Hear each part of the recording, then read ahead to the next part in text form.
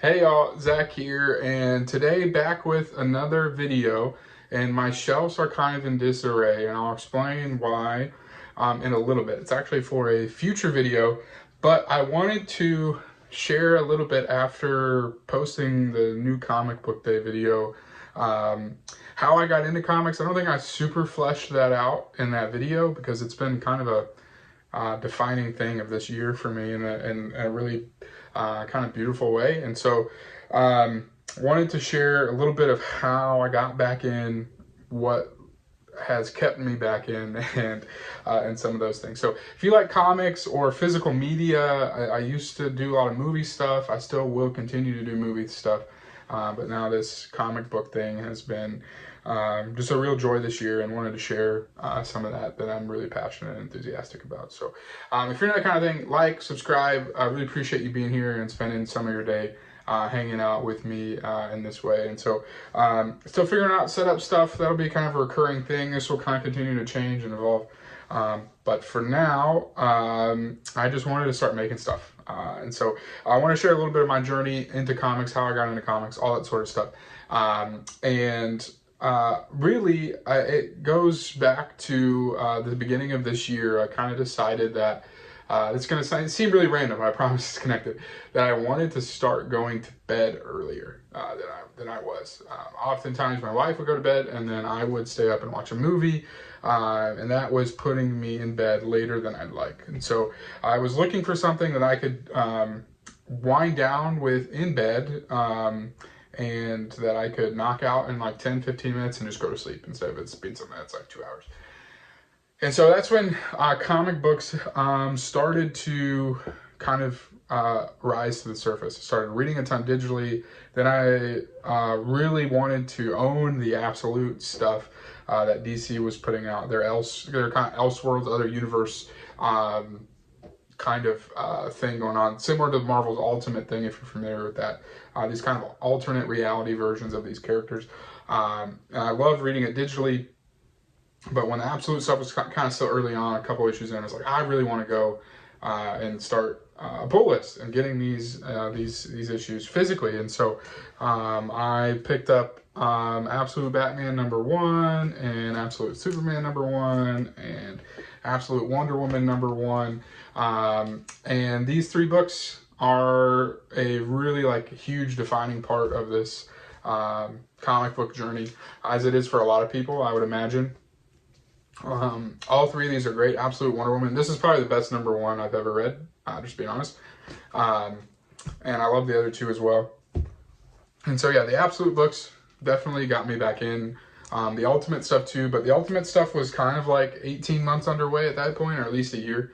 And so I was still reading a lot of that digitally, caught all the way back up and all that sort of stuff. So, but as far as like purchasing comics physically, it was the Absolute stuff that got me kind of all the way back in. And it's been just kind of a journey since then of figuring out what I like, what I love. I'm still reading a ton of stuff digitally on like DC Infinite and Marvel Unlimited. If I can pull it up here, like I've got New History of the DC Universe #2 pulled up. I have an iPad Mini, which isn't great for comics, but it's fine. You can tell why I would prefer to read things physically, like just the sheer like size difference in the art. So, but it's fine. It works enough. And then Marvel Unlimited, I'm really loving Storm right now. This series rocks. I really love it. And so yeah, reading a lot of Storm. So I'm just, and Hoopla still using it. So I'm reading a lot digitally still. But these books definitely started me on my my comic book journey, as well as a few other titles that have been really influential. Jason Aaron's Ninja Turtles run has been great. Joshua Williamson's G.I. Joe.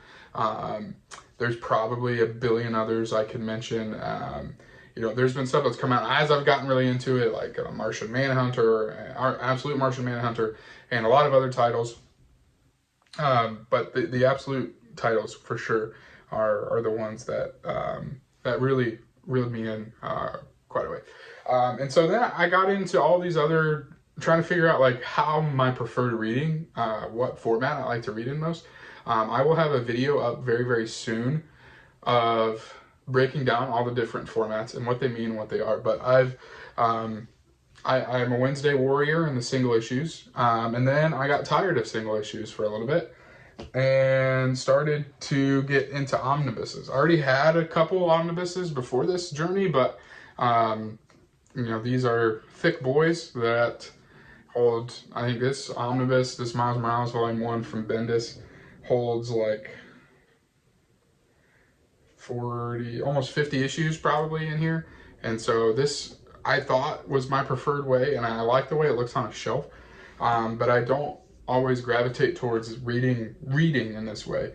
I have read all my omnibuses, but I have realized I don't really prefer to read that way. And then, like your standard trade, this is a recent Nightwing, Dan Watters, my guy, trade. Most of the time paperback, but I really loved the hardcover for this this trade here. Got Nightwing on the front and back there. And this collects like 5 to 7 issues typically of a run. So a little bit, definitely smaller than an omnibus for sure. Collects just a few issues. And I do love reading this way. And so I do have a whole couple shelves worth of trades on my shelves here. And then kind of my most recent obsession has been these DC Finest. Marvel has something similar, Epic Collections. This collects about 25 issues. And it's paperback, which I sometimes prefer to read paperback. And this retails on here for 40, but through in-stock trades and Amazon, closer to half off a lot of the time. So I've really enjoyed the DC Finest stuff and love. This is like the first part of Gail Simone's run. I think the next part of her run is getting collected here next year. So super pumped about that. A lot of really cool stuff in here. And the DC Finest stuff is awesome. I've got stuff ranging from the 40s all the way to like modern era stuff. So that's really cool.